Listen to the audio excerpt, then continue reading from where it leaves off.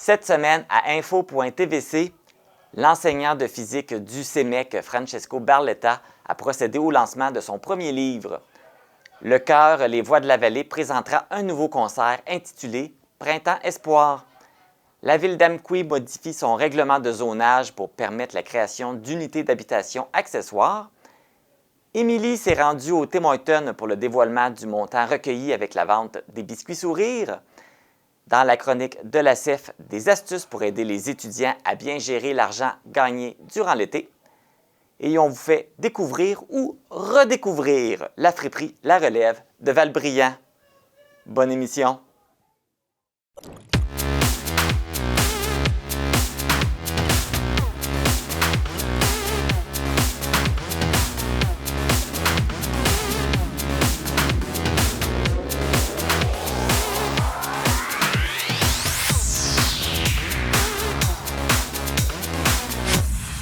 Ici Marc Baudouin, bienvenue à cette édition du vendredi 24 mai 2024 d'Info.tvc.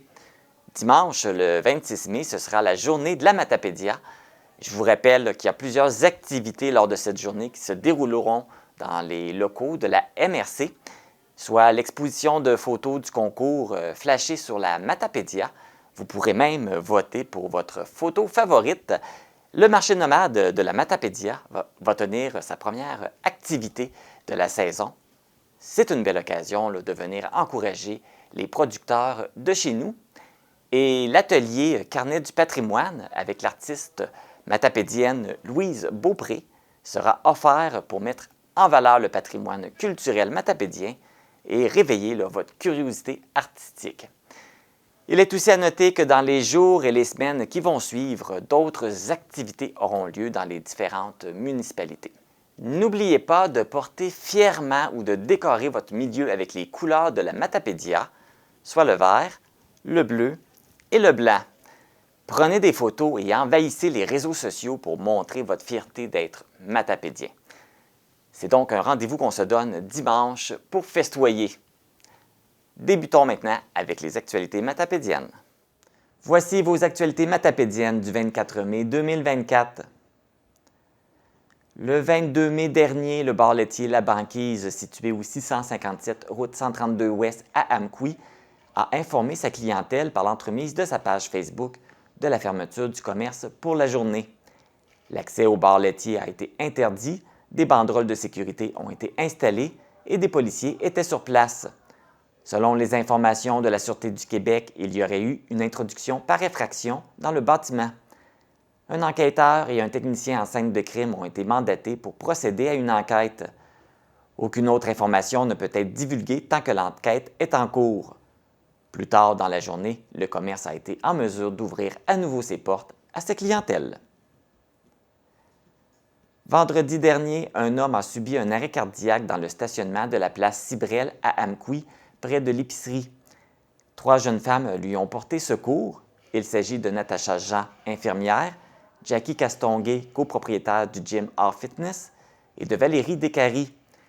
Les techniques de massage cardiaque et l'utilisation du défibrillateur externe automatisé accessible à la pharmacie Brunet ont permis aux jeunes femmes de réanimer le cœur de la victime. L'homme a été transporté à l'hôpital de Québec et on ne craint plus pour sa vie. Suite à cet événement, les copropriétaires de la pharmacie Brunet d'Amqui invitent les propriétaires de commerce à se munir d'un défibrillateur et à la population de s'informer davantage sur le sujet. Il est également possible de télécharger l'application DEA Québec pour connaître les endroits munis d'un défibrillateur externe automatisé. Une quinzaine de défibrillateurs sont actuellement accessibles sur le territoire d'Amqui, notamment à l'Arena, au Maxi, à l'église et dans les 2 pharmacies locales. Lundi prochain, le 27 mai, le ministère des Transports effectuera des travaux d'inspection d'infrastructures sur le pont de la rivière Matapédia sur la rue du Pont à Sainte-Florence. Durant cette journée, la circulation s'effectuera en alternance entre 6h30 et 20h. La largeur de la voie sera également réduite à 4 mètres. Soyez prudents dans vos déplacements. Lors de la fin de semaine du 25 et 26 mai, la Société Alzheimer du Bas-Saint-Laurent tiendra sa 17e édition de la Marche pour l'Alzheimer à Rimouski et Matane. Cette activité de collecte de fonds est la plus importante qui est consacrée à la maladie d'Alzheimer et à d'autres troubles neurocognitifs. Les fonds qui seront amassés serviront à déployer des services de répit-stimulation dans les 8 MRC du Bas-Saint-Laurent. L'argent récolté par les donateurs de la Matapédia servira pour la MRC de la Matapédia. Pour faire un don, rendez-vous sur le site marchepourlalzheimer.ca. Rappelons qu'au Bas-Saint-Laurent, plus de 4 500 personnes vivent avec la maladie d'Alzheimer.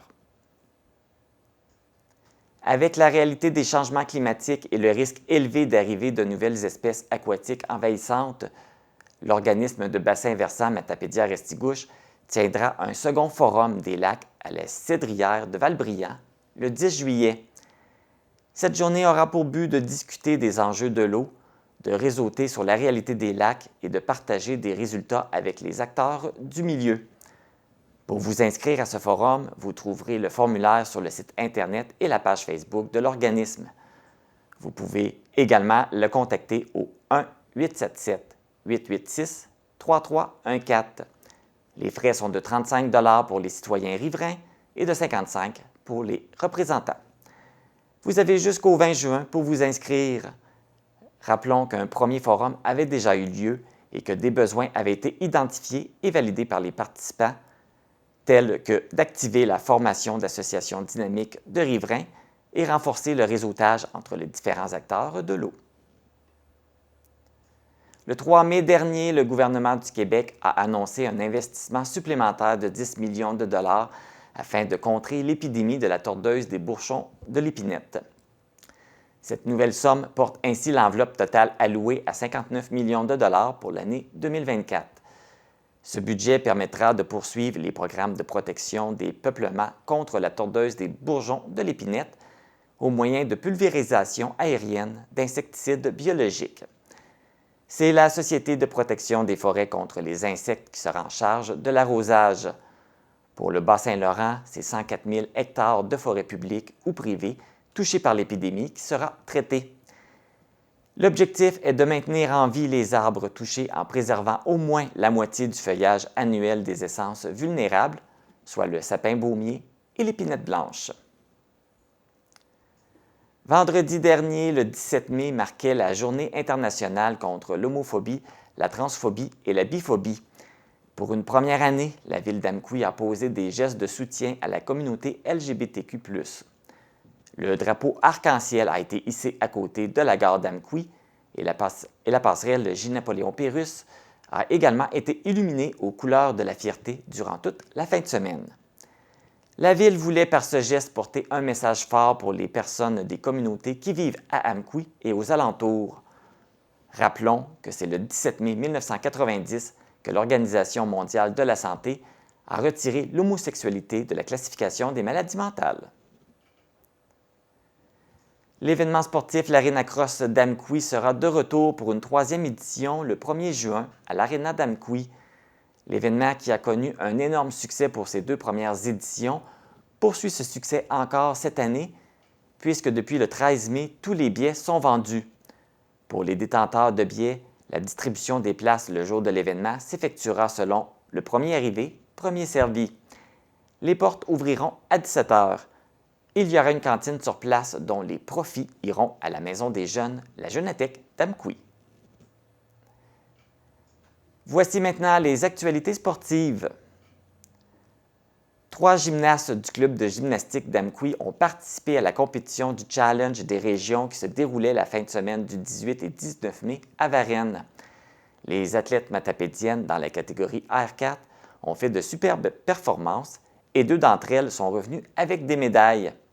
Stella Pilote a remporté 2 médailles de bronze dans les catégories saut et poutre, tandis que Corinne Landry a gagné une médaille de bronze au tumbling. Félicitations également à Marie-Lou Bouchard pour sa participation. C'est ce qui complète les actualités matapédiennes.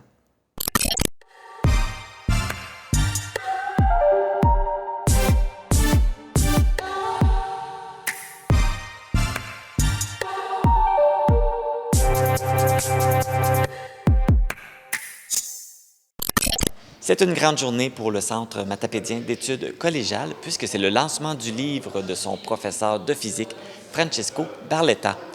Le CEMEC a choisi de faire le lancement du livre ici dans les locaux du CEREX. Donc, voici le reportage.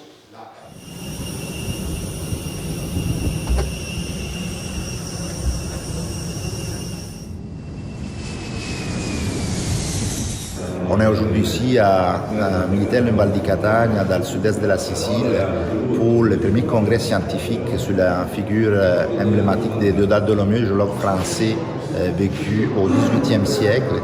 Et aujourd'hui, on va parler de toutes ces recherches fondamentales en volcanologie et en géologie.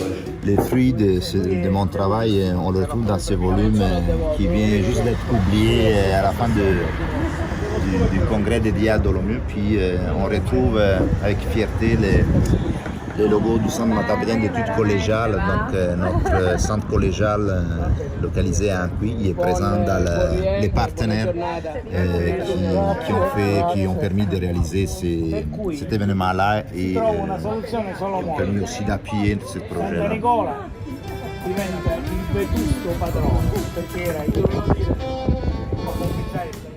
Alors, mesdames, messieurs, invités, chers collègues, journalistes, merci d'être présents aujourd'hui.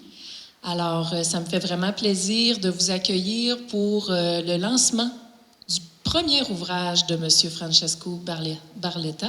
Qu'est-ce qui m'a amené à la question qu'ils m'ont posée et que je vais vous parler, c'est pourquoi j'ai écrit un livre. Au fond, c'est ma passion pour l'histoire que j'ai découvert au cours de mes études d'université quand j'étais en Italie. Et pourquoi l'histoire? En fait, c'est une clé de lecture pour le présent à tout niveau, non seulement pour les sciences, mais pour les sciences sociales aussi. Et ça peut être aussi un propulseur pour le futur. En fait, ça peut donner des nouvelles idées, de nouveaux projets. Okay? Et aussi cette dimension de l'histoire, je la mets actuellement dans mes cours beaucoup pour motiver les jeunes à rester dans le domaine des sciences. Puis ce qui m'a fasciné dans ton livre, Francesco, c'est vraiment le fait qu'il a mis un peu à jour la réalité, l'augmentation du niveau marin, puis donc l'accumulation sédimentaire, donc des roches calcaires, donc ces roches blanches-là. Si vous voyez le livre, vous allez comprendre. Donc lui, il a été fasciné par cette dualité au niveau des roches, entre les roches, par exemple, volcaniques qui sont noires, basaltiques, et les roches blanches qui sont calcaires. Donc ça l'a fasciné, puis je trouve ça vraiment intéressant. Je pense que c'est le cœur de ce que Dolomieu a contribué d'un point de vue scientifique en Sicile. Ce projet, comme vous l'avez découvert lors de cette conférence, ne se limite pas à nos frontières. Francesco a établi une collaboration internationale qui enrichira l'expérience de nos étudiants et c'est pourquoi la Fondation du Centre matapédien d'études collégiales est fière de soutenir ces initiatives. Je suis en compagnie de l'auteur et du professeur de physique du CEMEC, Francesco Barletta. Bonjour, Francesco. Bonjour, merci d'être là. Tu présentes ton livre aujourd'hui. Comment tu te sens?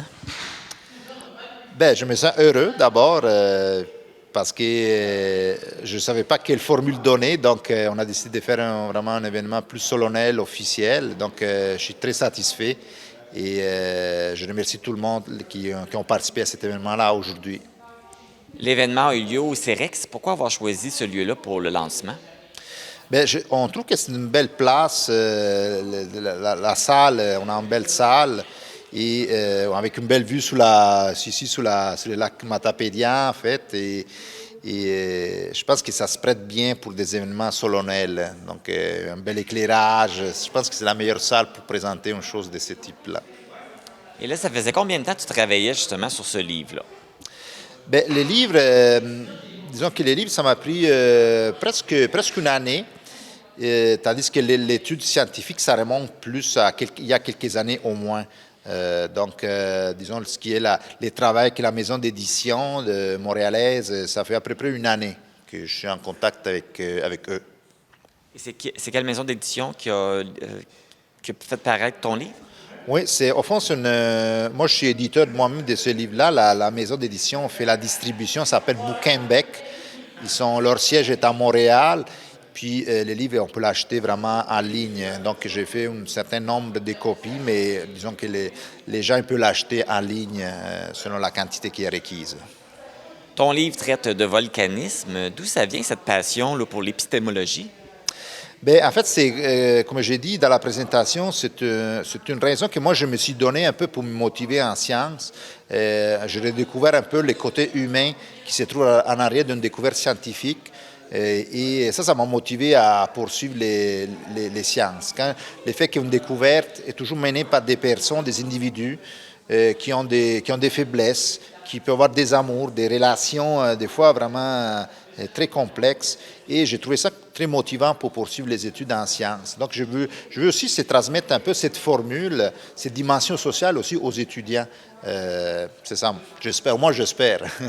C'était une façon aussi pour toi de pousser plus loin, je pense, le sujet sur les volcans en Sicile.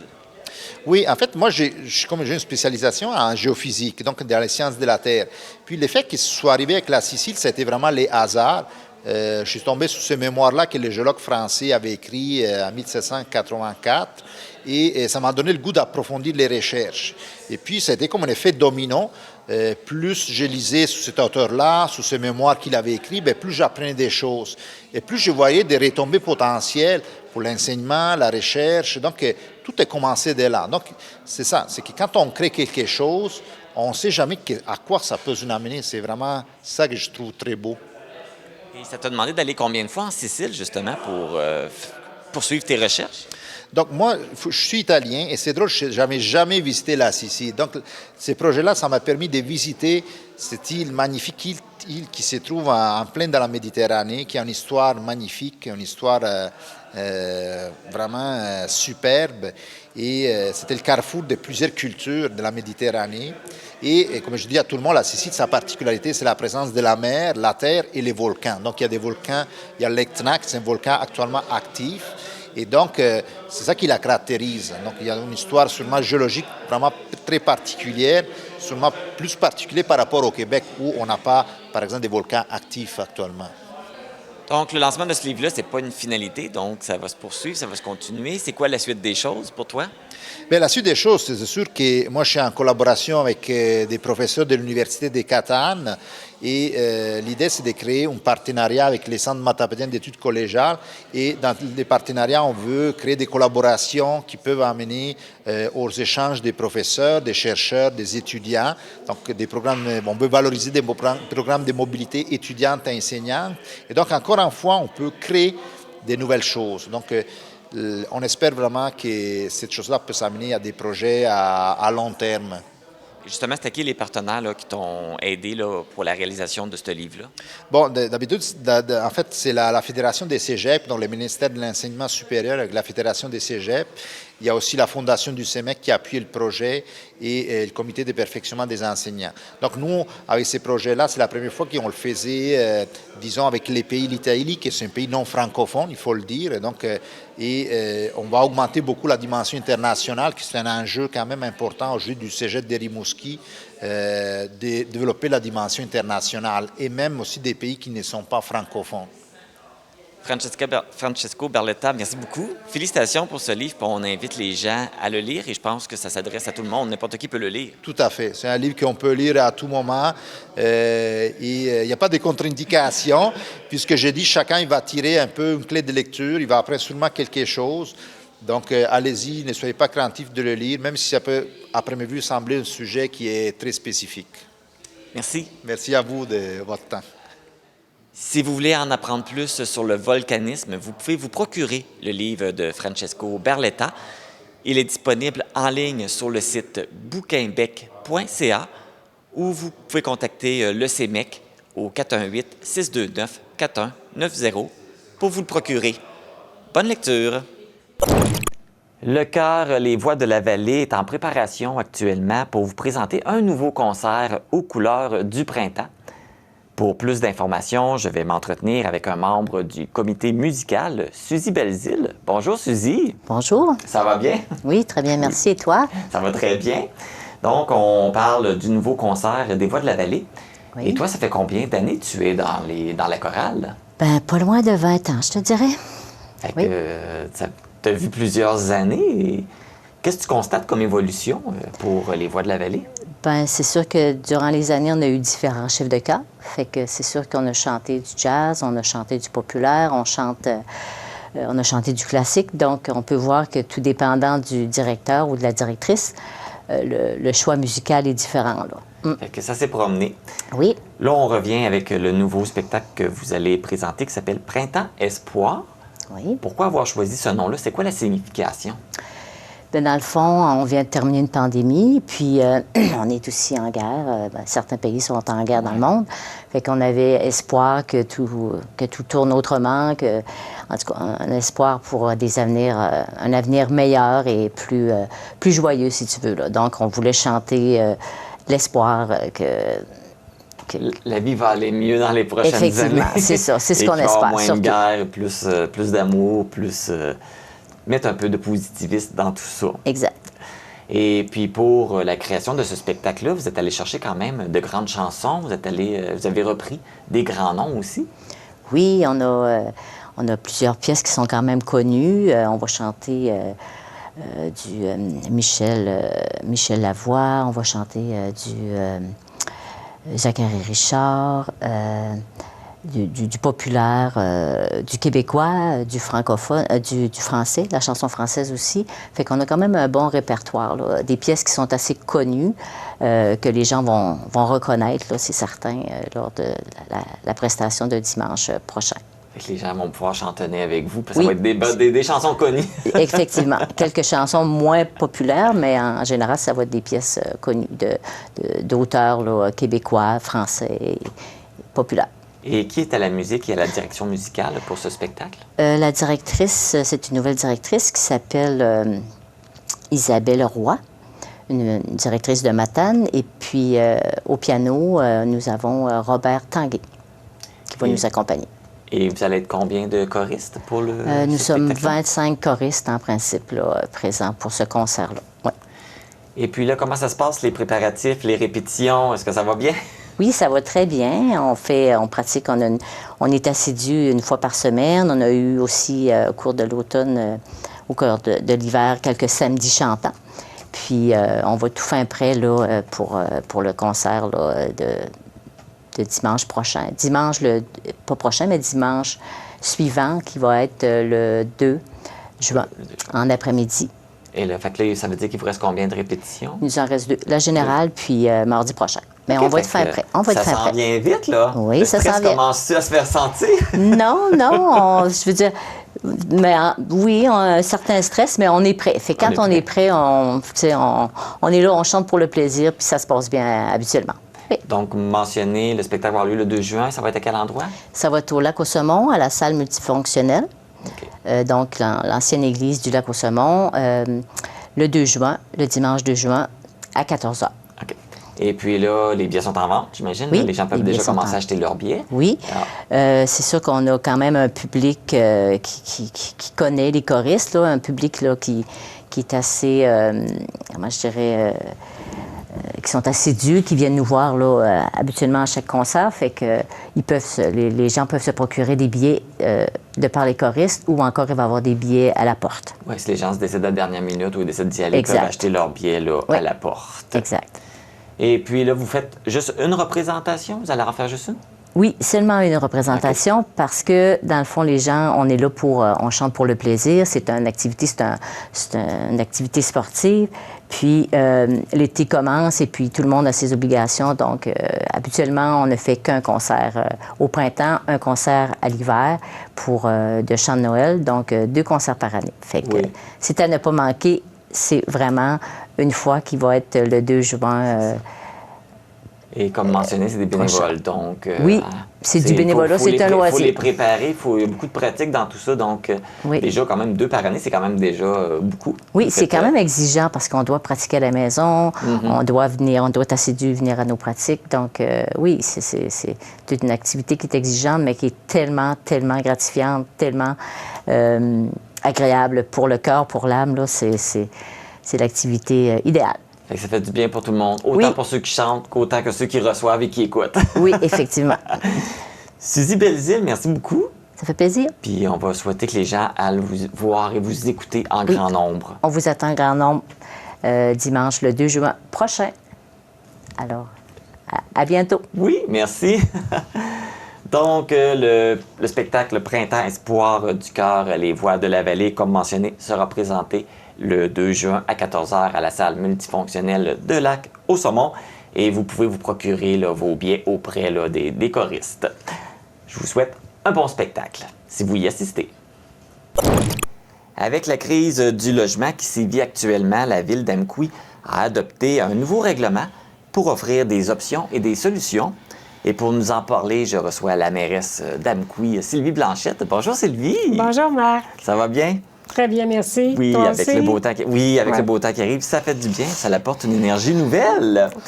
Donc, on parle de pénurie de logement, on parle de cette difficulté-là. Amqui, on ne fait pas exception. Hein? C'est quoi le portrait d'Amqui au niveau de la crise du logement? Il y a vraiment une crise au niveau du logement abordable.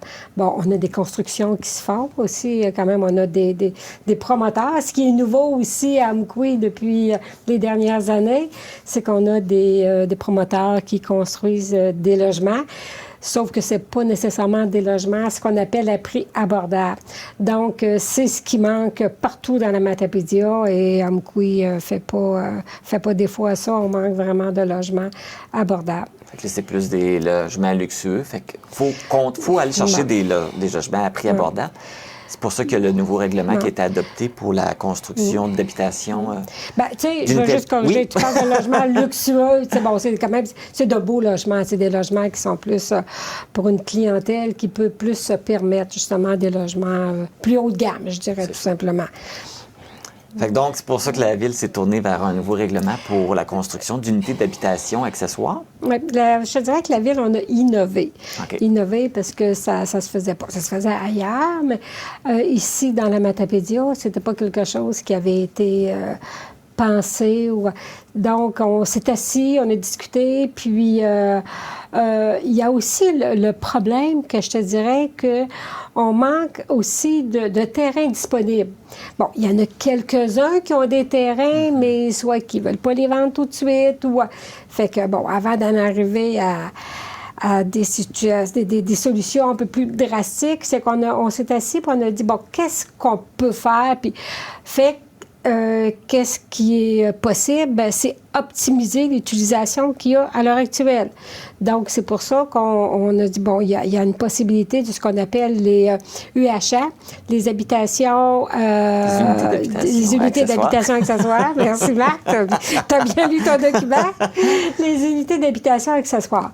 Ça veut dire que justement, il y a des endroits où est-ce qu'il y a des grands terrains et, tu sais, des fois, on dit agrandir par l'intérieur, là. Ben, oui. C'est ce qu'on a réfléchi et ce qu'on a rendu possible au niveau des citoyens qui sont déjà... Quelqu'un qui a déjà une habitation unifamiliale.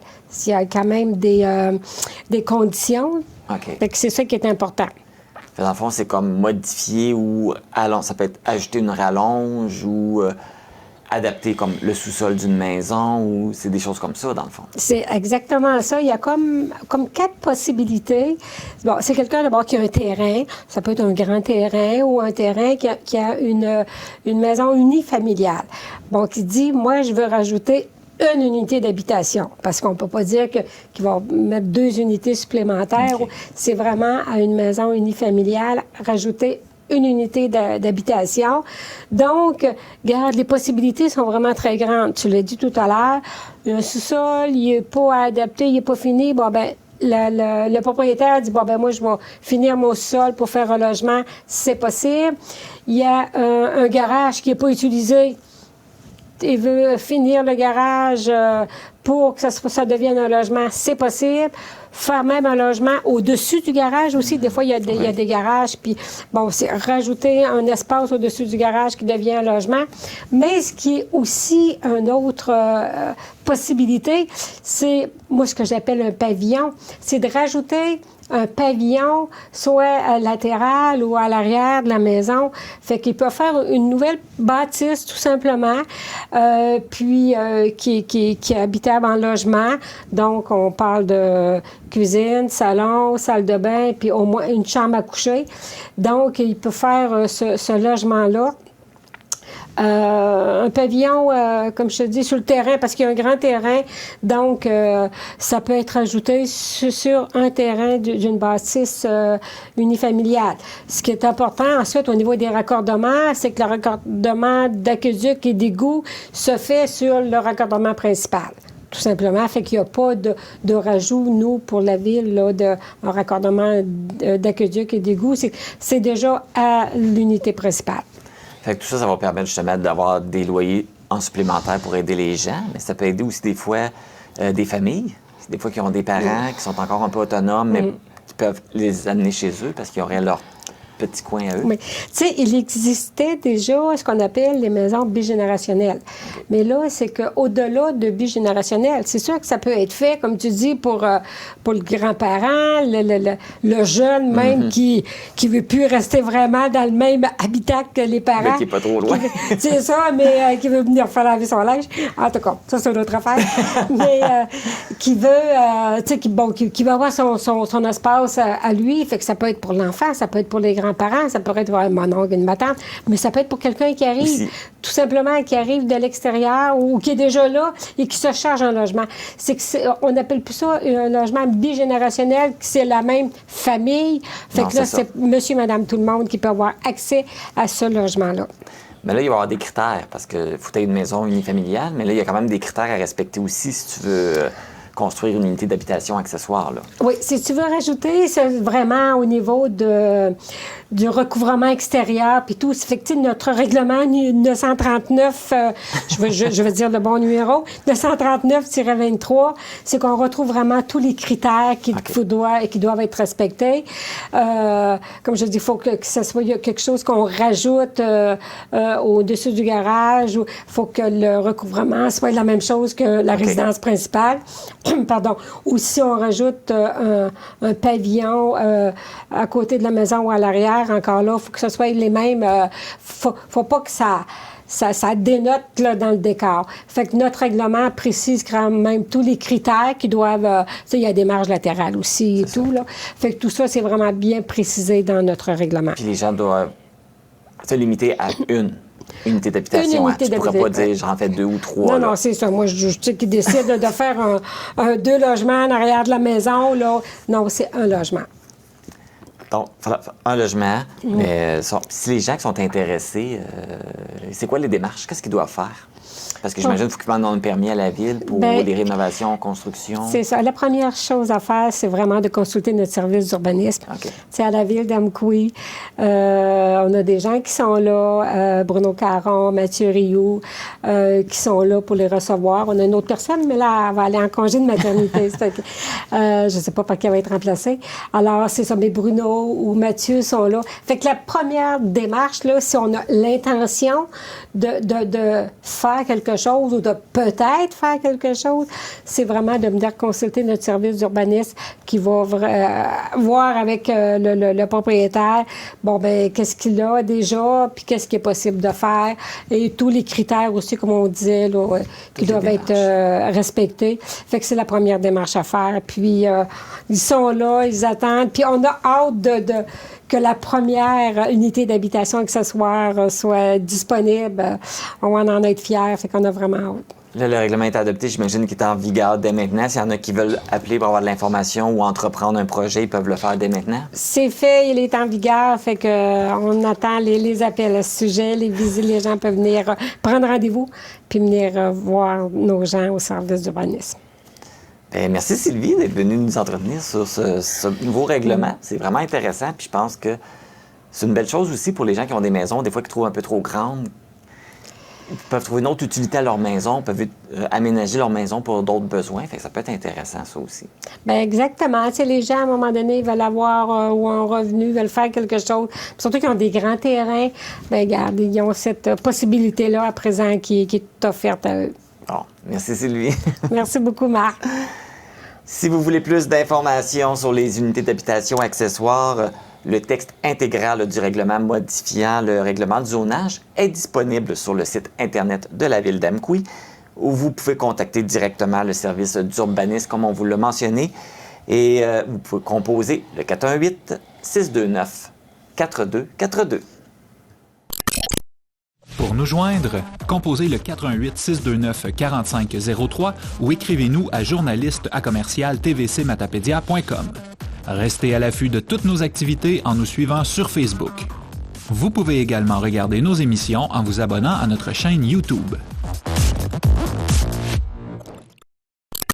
Je me trouve au Tim Hortons d'Amqui pour le dévoilement du montant final de la campagne des Biscuits Sourires 2024 au profit des grands amis de la vallée.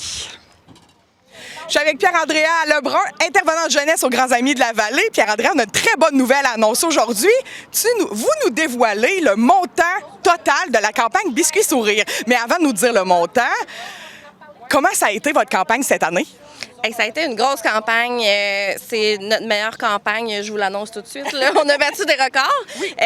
Puis notamment dans le Bas-Saint-Laurent aussi. Là, ce que les propriétaires nous disaient, c'est qu'on est le meilleur team, celui qui vend le plus année après année. Puis c'est sûr que ça se fait pas sans les bénévoles qui sont ici, c'est beaucoup de bénévoles, là, je vous le dis. Qu'est-ce que ça implique d'être l'organisme qui reçoit les Biscuits Sourires? Bien, ici, là, c'est différent d'un thème à l'autre, mais ici, ce que ça représente, c'est 3 bénévoles chaque matin, chaque après-midi. Donc, ils sont mobilisés en plus de notre équipe et de la merveilleuse équipe du Tim Hortons d'Amqui. Pour eux, c'est une méga grosse semaine. Oui, parce que c'est en surplus, finalement, de ce qu'ils font à tous les jours, qui roulent déjà, là, disons-le. Fait que c'est vraiment, ils mettent la main à la pâte, puis ils font ça avec vraiment beaucoup de cœur. Puis on entendait les gens dire oui, c'est pour une bonne cause, oui, c'est pour les enfants. Fait que même pour eux, ils valorisaient notre cause, puis ça, ben, ça fait la différence, c'est sûr. Puis cette année, il faut dire qu'on a fait la livraison aussi aux entreprises. Donc, on a vu une belle explosion de ce côté-là aussi, qui peut avoir mené potentiellement au bon montant là, qu'on a eu, qu'on a révélé aujourd'hui. C'est sûr que d'offrir ça, la livraison, ça a dû être populaire. Est-ce que tu as des chiffres à nous donner de nombre de livraisons qui a été fait? De nombre de livraisons, je ne le sais pas exactement, là, mais on s'est promené partout dans la Matapédia. Oui? On a livré, là, je vous dirais, à au moins une vingtaine d'entreprises. Donc, ça a mangé du biscuit sourire pendant cette semaine-là. Puis moi, c'est ce que je trouvais beau, en fait, c'est que les gens mettaient des photos, disaient « Je suis allée chercher mon biscuit sourire ». Je trouvais que la Matapédia était belle, puis c'est le temps où on garde nos employés, mais on garde nos collègues, on fait plaisir à nos parents. Fait que je trouvais ça beau aussi ce que ça apportait dans la communauté cette semaine-là. Ben oui, pour une fois qu'on est obligé de manger des biscuits puis que c'est pour une bonne cause. Hey. Cette semaine-là, on a le droit de manger autant de biscuits qu'on veut. Puis en donner. À la TVC, nous, on en a mangé pas mal. Ben c'est ça, hein? Nous, notre congélateur est bien plein, fait que c'est ma gâterie des fois le soir. Je vous le dis, ça se congèle bien pour les prochaines années. Oh, quel bon truc! Donc, une boîte pour manger, une boîte pour congeler. Ce sera le défi l'année prochaine. Voilà, faut faire du 2 pour 1. Est-ce que vous êtes choisi pour l'an prochain? Savez-vous ça déjà? Et là, on le sait pas. Ça fait plusieurs années déjà qu'on l'est. Les propriétaires, on a une belle collaboration avec eux, mais chaque propriétaire est responsable de choisir l'organisme. Donc, on se croise les doigts, puis on espère que la collaboration se poursuive dans les prochaines années. Avant de dévoiler le montage, j'essaie de monter le suspense. Oui, ça se peut plus, on en a hâte. Ça va servir à quoi, ces sommes-là?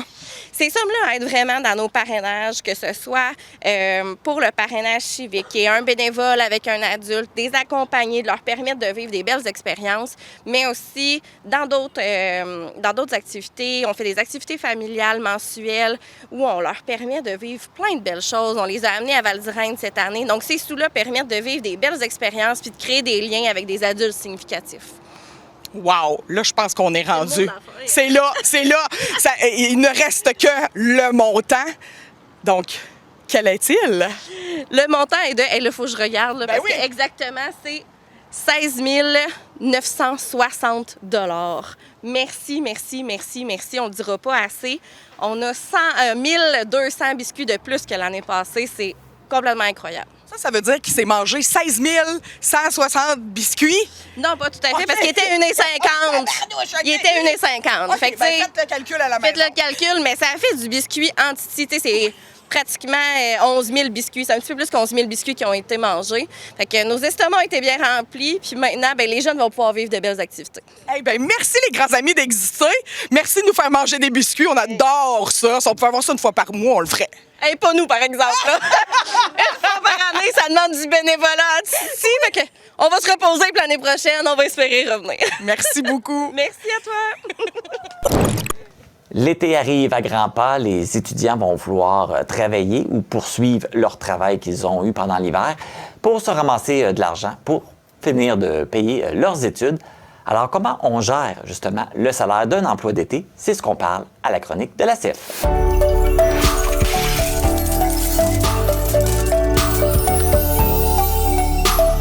Je retrouve avec plaisir Hélène Guilbeault, qui est la directrice de la CF de la péninsule. Bonjour Hélène! Bonjour!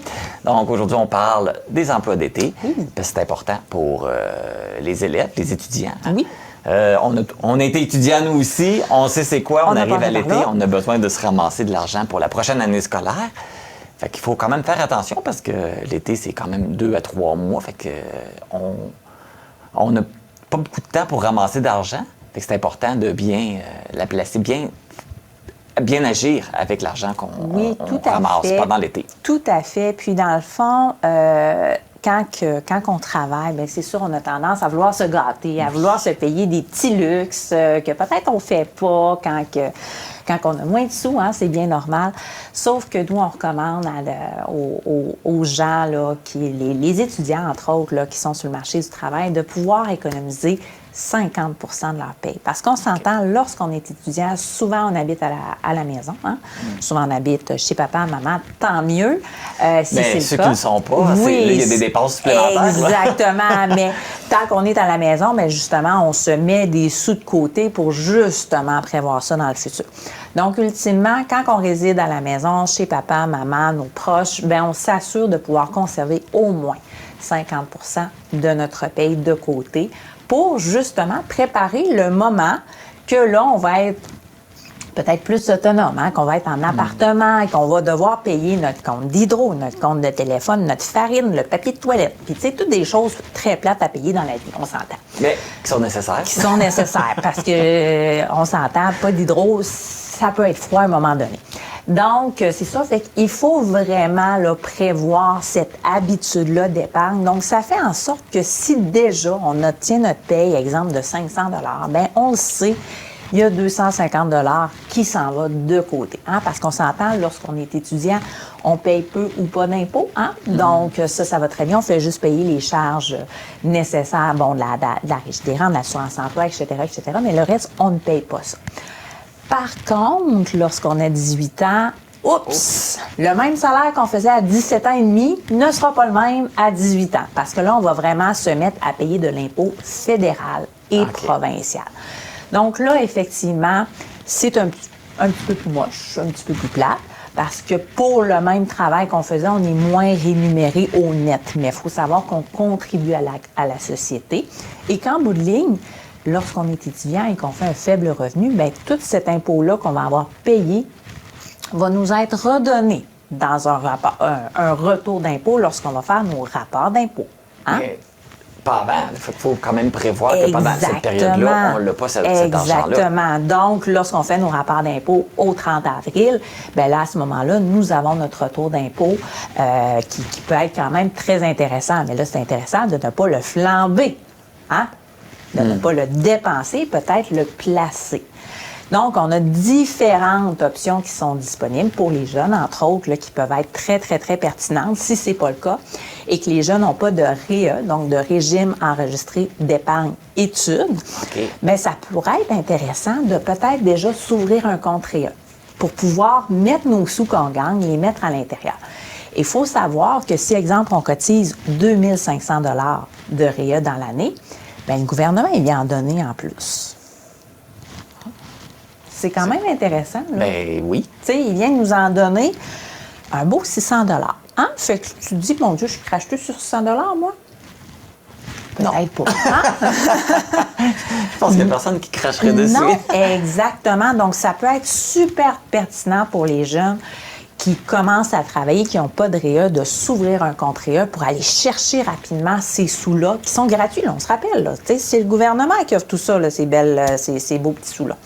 Et le REA, ça s'adresse pour les jeunes jusqu'à quel âge? Jusqu'à 18 ans. 18 ans, oui, OK. Mais exactement. Après 18 Donc, ans, on n'a plus le droit à ça. On peut se souscrire jusqu'à 18 ans. Donc, si on commence à travailler à 15 ans, 16 ans, bien, on peut quand même déjà cotiser 5 000 $ puis obtenir 1 200, tu sais, je veux dire.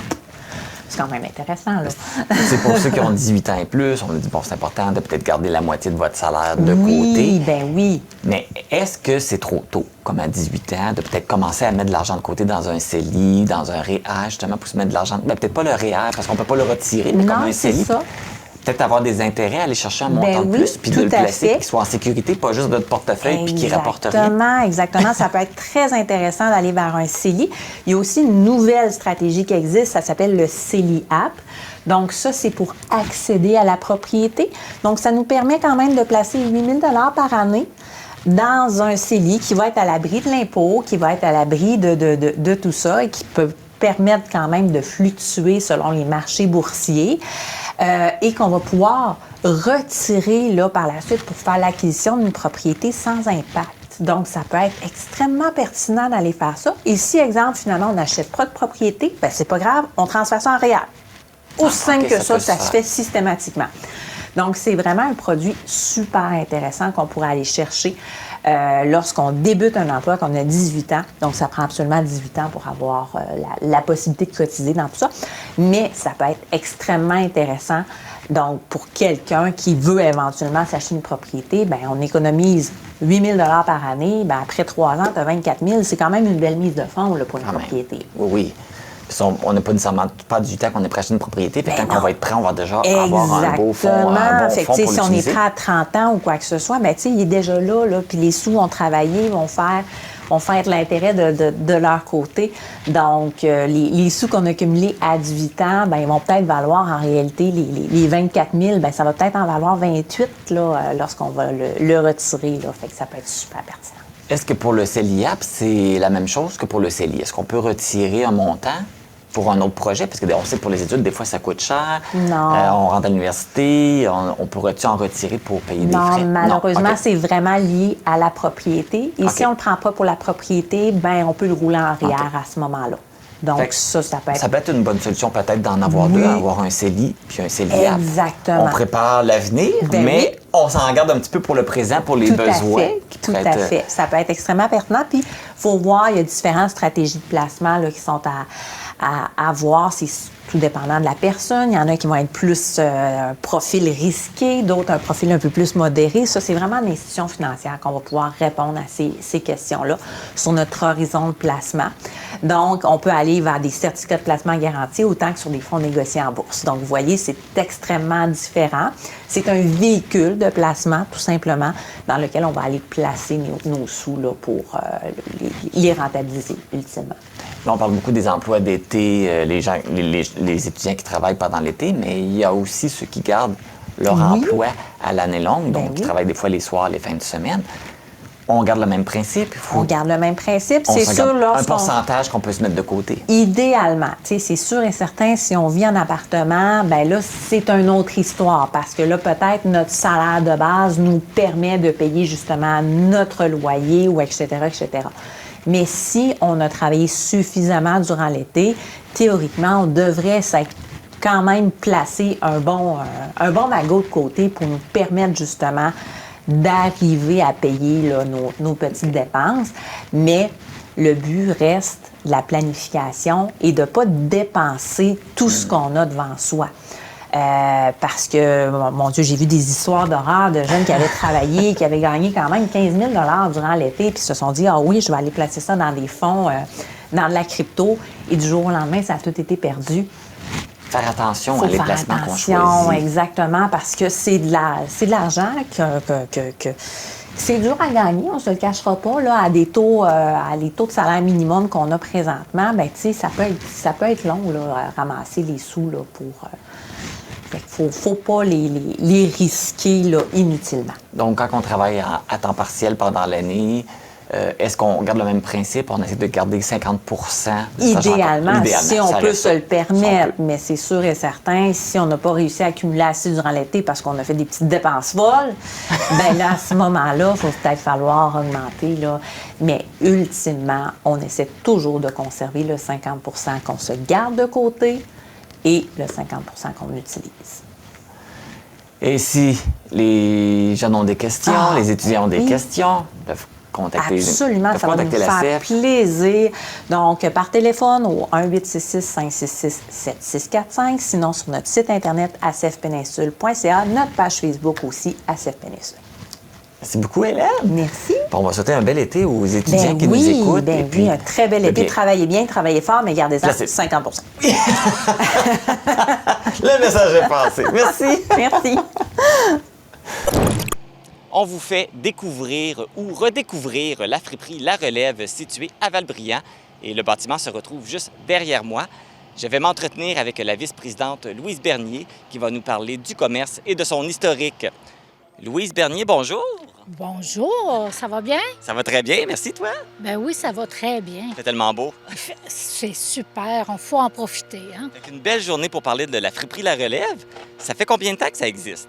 La friperie de La Relève, là, je vais vous dire que nous, on existe depuis au moins 50 ans.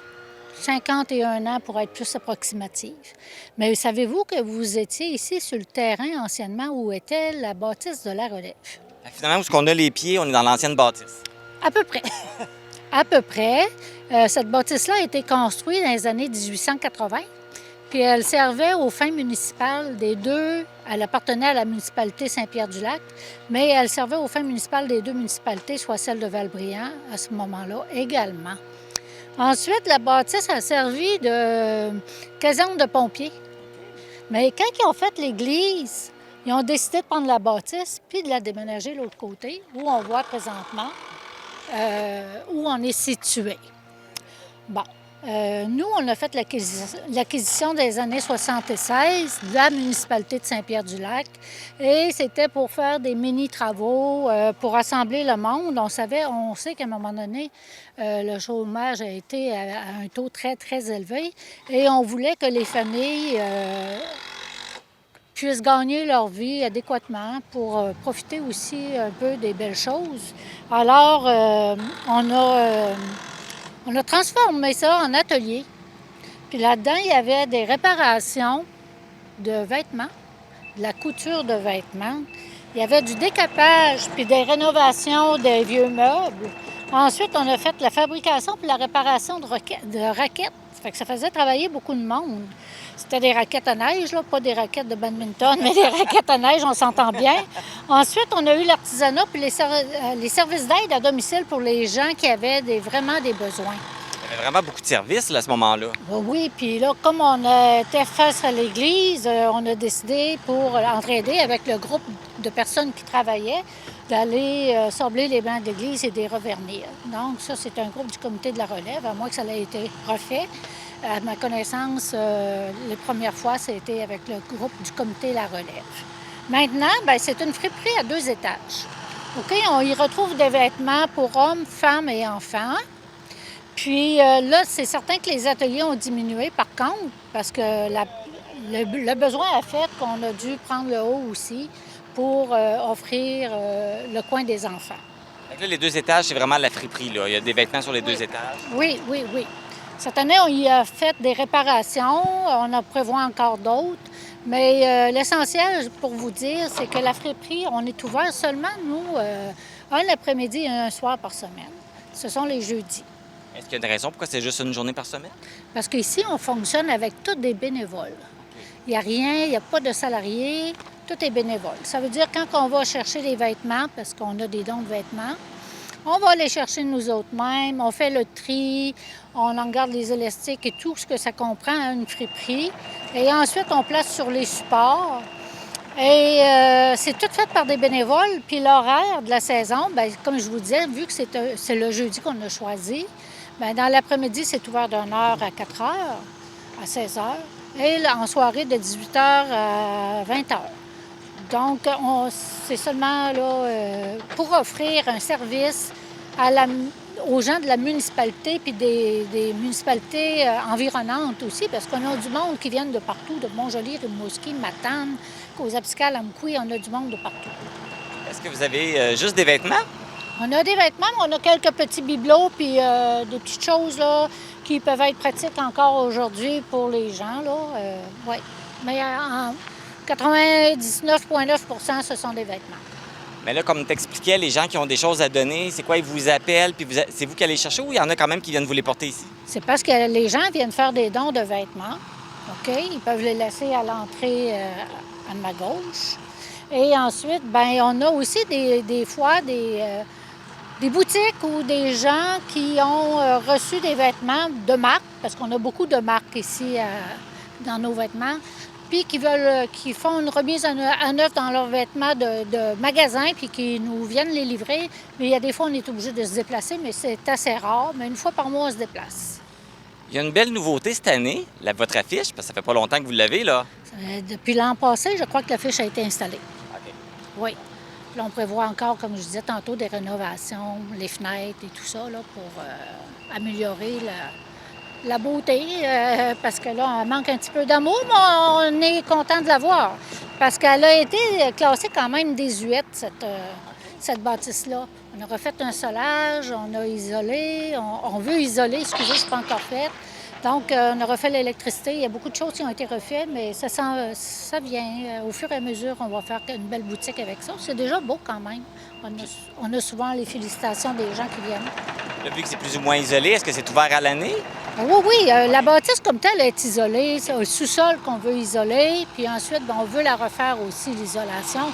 Parce que si ça date du moment qu'on l'a déménagé, c'est assez vieux, merci, parce que c'est quand ils ont bâti l'église. Donc, à un moment donné, ça a besoin d'être vu. Et là, pour la saison estivale, est-ce que ça reste quand même ouvert juste une journée, le jeudi? Oui, toujours une journée, le jeudi. Ça nous prendrait plus de bénévoles. D'ailleurs, je vais en profiter pour faire la demande. Ben oui. Si vous avez des gens, si vous êtes des gens qui vous ennuyez, qui avez du temps à donner, bien, on vous demande de communiquer avec le comité La Relève. Je pourrais vous laisser un numéro de téléphone.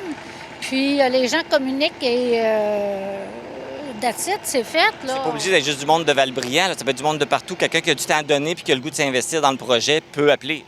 C'est sûr. Regardez, moi, je reste à Sébec. Je reste à Sébec, mais je viens de donner du temps à Val-Brillant. Parce que quand j'étais à Val-Brillant, j'avais commencé. Puis, donc, les gens sont invités. Vous pouvez soit donner votre nom à... Je peux vous laisser mon adresse si vous êtes au courant, si vous voulez. C'est Louise Bernier avec le chiffre 1 à commercial@hotmail.com. Ils peuvent te contacter par courriel puis t'écrire. Parce que là, vous êtes combien de personnes dans le comité? On est présentement 5 personnes. 5 personnes. Bien, toujours à la recherche de bénévoles. On cherche des bénévoles pour le comité aussi. Ça fait toujours du bien d'avoir du sang neuf, mais aussi pour le soir ou les après-midi dont le magasin est ouvert.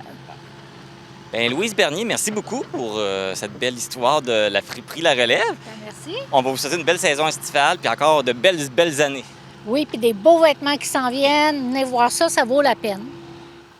Si vous cherchez des articles ou vous désirez donner des objets que vous n'utilisez plus, la friperie La Relève est située au 4 rue Saint-Pierre-Ouest à Val-Brillant. Comme mentionné lors de l'entrevue, des bénévoles sont recherchés. Donc, si vous voulez donner un coup de main, n'hésitez pas à les contacter. Informatique Barrest est responsable de l'entretien du matériel informatique de votre TVC. Informatique Barrest, vente et réparation d'ordinateurs, services commerciaux et résidentiels. 418-629-INFO. C'est ce qui termine cette édition du 24 mai d'Info.tvc. Merci d'avoir été à l'écoute. Les vêtements que je porte sont une gracieuseté de la boutique Passion Mode située à Cause-Abscale. Ne manquez pas ce dimanche le télé-bingo à 12h30. Les cartes à jouer sont de couleur aqua. Pour ma part, je vous retrouve mardi pour une édition spéciale d'Info.tvc Express où on vous présente le projet Impact pour sensibiliser les jeunes à ne pas conduire s'ils ont consommé. Donc, un sujet très intéressant à écouter avec vos jeunes. Sur ce, bonne semaine!